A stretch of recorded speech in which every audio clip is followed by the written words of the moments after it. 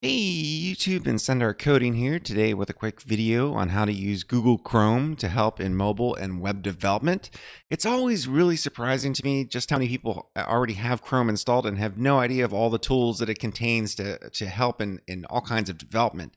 But anyway, today I can quickly show you how to use one of the more useful. All right, so let's get started. I'm just picking some generic random web page I found on the internet. I want to go up here to more tools. Developer tools. Pretty simple, straightforward.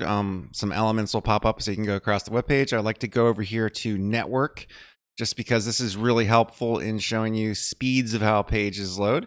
And then I'm going to click this little box here, which will automatically switch this into a different view. Now you'll notice over here you can actually pick what devices you want to see what your target web page looks like. Let's just go with the one more common one. And there you go. Now you can see exactly what this will look like on a iPhone 6, 7, or 8. And, you know, if we want to bump this up to a 6, 7, 8 Plus, or maybe an iPad Pro, it's really this easy.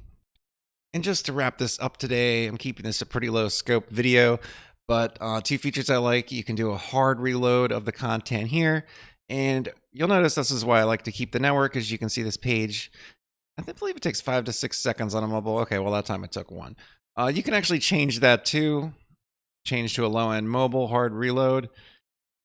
You know, obviously mobile devices aren't going to have the same kind of hardware that mobile devices have.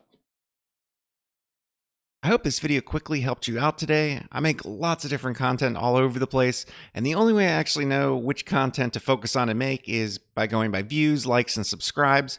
So make sure to subscribe and like this video if you want similar content like this in the future.